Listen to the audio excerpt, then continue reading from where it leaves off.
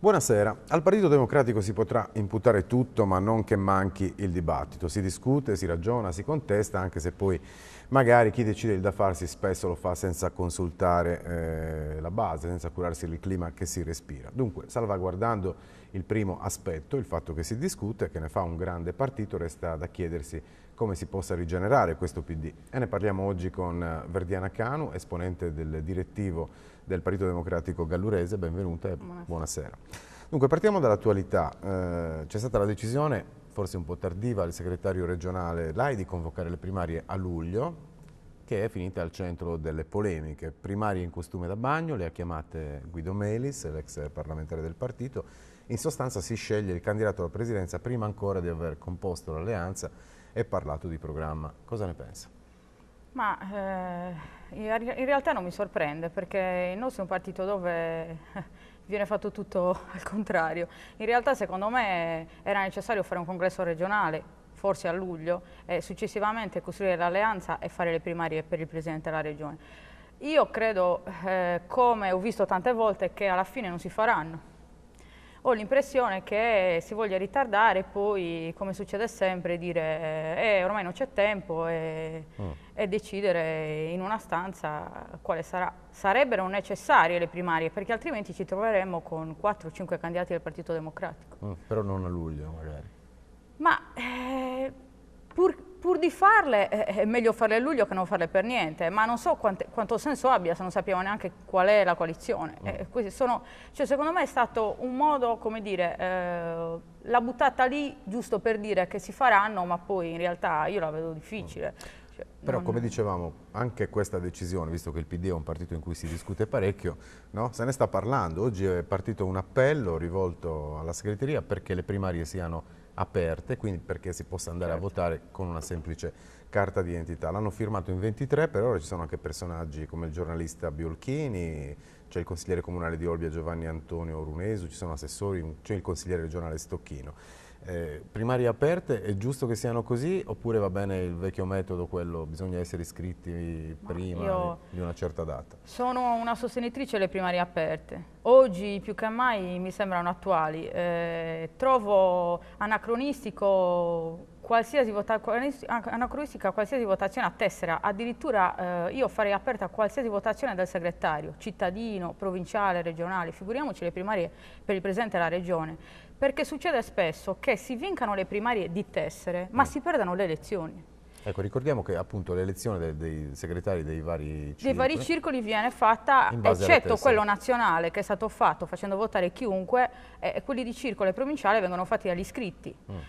Di conseguenza ha un potere diverso, un peso diverso politicamente. Io credo che oggi più che mai, oggi che la popolazione ci chiede di partecipare, di poter incidere sulle decisioni, coinvolgere nella decisione della candidatura del Presidente della Regione sia fondamentale. E lei dice che una cosa che blocca anche il rinnovamento all'interno del PD è proprio questo fatto che si ragiona ancora con il numero delle tessere. Sicuramente. Sempre Melis, tornando a lui, ha lanciato un'altra proposta interessante. Vuole lanciare una sorta di referendum sul web per chiedere agli elettori alla base quale programma, coalizione e candidato preferirebbero. Si tratterebbe di un referendum consultivo, ovviamente, non ufficiale, però forse darebbe l'idea di quello che pensa la base. Ma a me sembra che il web dai dirigenti del PD sia visto un pochino con ostilità. Ho ragione? Evidentemente sì, altrimenti l'avrebbero già utilizzato. La verità è che uno non deve sostituire l'altro. Se si utilizza come un metodo consultivo dove tante persone che in altro modo non darebbero la loro opinione la danno, allora ben venga. È ovvio che dopo il web è sì raggiungibile da tantissime persone, ma è anche vero che è raggiungibile più che altro da una fascia d'età bassa, che poi è quella che alla fine si sta allontanando dalla politica. Quindi in quel caso per quella fascia d'età sicuramente utilissimo, dopodiché ovviamente ci sono i circoli, insomma ci sono le assemblee pubbliche, ci sono anche altri modi, bisognerebbe fare l'una e l'altra cosa. Il problema è che i dirigenti, diciamo, non tutti i dirigenti, perché anche io sono un dirigente, ma quelli che contano in pratica certo, sono, big. esatto, i big, hanno paura del confronto, non hanno paura del web, hanno paura del confronto in generale. Io non ho mai visto assemblee pubbliche per decidere il programma in questi anni, quindi è un problema di pubblico, non solo un problema di web. Ecco, poca gente all'assemblea, moltissima invece che va a commentare quello che accade nel partito, perché basta dare un'occhiata al sito web del Partito Democratico e ci si ritrova di fronte a una marea di commenti, per di più, tra l'altro di carattere negativo. C'è un rapporto che forse sia un pochino incrinato tra la dirigenza e la base, oppure il web non è la verità assoluta, quindi non bisogna farci troppo affidamento, insomma. Io credo che il Movimento 5 Stelle ha dimostrato che il web conta.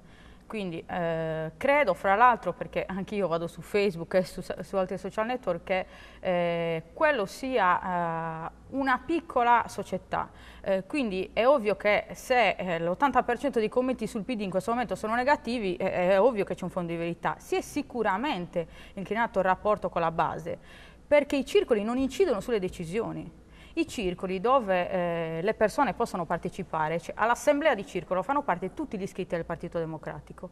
Ora, se io iscritto discuto un argomento, prendo una posizione, ma poi quella posizione rimane lì perché non c'è un rapporto fra il circolo e il provinciale il regionale, il regionale e il nazionale. Tutto ciò che si discute rimane lì, non incidiamo. Di conseguenza è ovvio che chi ne faceva parte oggi viene svogliato oppure non viene affatto, i giovani vengono una volta, non vengono più. I giovani, che pensa di Occupy PD? In Sardegna l'abbiamo visto in azione un po' a Cagliari, però insomma sembra che per lo più sia rimasto nell'ombra, a parte qualche intervento duro nei social network e poco più. L'impressione è che i big tendano un pochino come dire, a tollerarli, qualche pacca sulla spalla, come dire ok avete ragione, però poi alla fine non mi pare un fenomeno che stia incidendo molto. L'atteggiamento dei big è sempre quello quando si tratta di giovani. Paternalistico? Sì, quando si tratta di giovani che non fanno parte dell'apparato. Cioè, tutti i giovani emergenti, o perlomeno 3/4 dei giovani emergenti del PD a tutti i livelli, sono giovani che sono giovani di apparato. Altrimenti è difficile arrivare. Questo di apparato è un'accezione negativa? Sì, è negativa perché vuol dire far parte di un sistema. È un sistema che è un sistema di vecchio partito, non un sistema nuovo. Io onestamente, il sistema delle correnti insomma, no? Quello che ha caratterizzato i partiti che per me sono di un'altra epoca, ma di fatto io credo che il PD abbia ereditato purtroppo molti difetti dei vecchi partiti e si sia dimenticato invece molti dei pregi che avevano, per cui ci troviamo in un partito che utilizza ancora sistemi vecchi e utilizza qualche sistema nuovo come le primarie, ma non lo sa utilizzare. È inutile che io chiamo a votare le persone per le parlamentari e poi il segretario nazionale decide che di quei 10 che abbiamo scelto ne prendo 5. Non ha senso. A proposito di primari, il vostro unico parlamentare eletto, anzi l'unico eletto in Gallura, Ascano, ha detto che in un momento come questo, l'ho detto qui all'Analisi qualche giorno fa, le primarie per le regionali non andrebbero fatte, sarebbe meglio trovare un candidato che abbia un paio di requisiti importanti, mettersi a lavorare e aver voglia di farlo. È d'accordo? No, non sono d'accordo perché sono una di quelle che sostiene le primarie. Non è possibile che ogni volta non abbiamo il tempo di fare le primarie, ogni volta c'è un motivo. Sorus si dimette e anzi viene, insomma, e non si fanno le primarie perché non c'è tempo. Questa volta non si fanno le primarie perché siamo in emergenza. Questo è un partito che è sempre in emergenza. Io ho fatto il vice segretario per 3 anni, ho vissuto un'emergenza continua. C'erano le primarie, c'erano le comunali, c'erano le politiche, c'erano di nuovo le primarie. Purtroppo dobbiamo imparare a gestirla l'emergenza. Io non credo che il partito allo stato attuale sia in grado di scegliere una figura che vada bene non solo al partito ma anche alla coalizione. Io non credo che ci siano le condizioni. Quindi ci deve essere una consultazione. Secondo me sì. Vero comunque che siamo in campagna elettorale praticamente costante. Costante, sì, per qualsiasi cosa. Esatto. Comunque sono stati mesi di grandi tormenti per tutto il centro-sinistra, ne abbiamo visto davvero di tutti i colori. Oggi ci ritroviamo con un governo di larghe intese che viaggia in acque pericolose. c'è un timoniere del PD, un vice del PDL, dovrebbe essere un governo di priorità, anche oggi Letta ha detto che la crescita è proprio al primo posto in assoluto, e poi invece ci ritroviamo con una proposta di legge Zanda-Finocchiaro che elegantemente cerca di liquidare i movimenti, no? Dando la possibilità soltanto ai partiti con personalità giuridica di presentarsi alle elezioni. È anche secondo lei un modo elegante, forse poco elegante, di liberarsi di quello che viene considerato oggi un avversario? È una priorità? Ma ovviamente no, le priorità sono altre. Il problema di questo governo è alla base, intanto che non si doveva arrivare a questo governo, perché è la solita storia dell'emergenza. In emergenza leggiamo Napolitano, in emergenza facciamo il governo di grande coalizione, è sempre un'emergenza. Non so perché, ma si arriva sempre lì. Ho l'impressione che a volte ci si voglia arrivare, quindi alla fine dico, si vuole fare un governo di grande coalizione, non è il primo paese che lo fa, l'ha fatto la Germania anche, ma l'ha fatto con un programma. Io faccio un programma e dopo costruisco una grande coalizione attorno a questo programma. Qua abbiamo fatto la coalizione, non abbiamo fatto il programma. Cioè, non è possibile che una coalizione, cioè che io mi sia messa in casa, gente come Alfano, senza sapere neanche cosa andiamo a fare insieme. Io la trovo una cosa scandalosa e fra l'altro questo consente a Berlusconi di continuare e anche a Grillo, che comunque secondo me sta perdendo consenso, perché ovviamente, e io lo dico da sempre, quello che lui ha promesso era impossibile da tenere in piedi, perché anche nei movimenti ci sono le persone, non è che il Partito Democratico, in quanto Partito Democratico siamo tutti buoni, e il Movimento 5 Stelle sono santi, non è il simbolo che fa un gruppo, e sono le persone, e le persone come tali hanno dei difetti, e anche Certo. lì ovviamente il gruppo mostra, ovviamente un modo per eliminarlo non è indubbiamente quello, è fare quello che dovevamo fare al governo.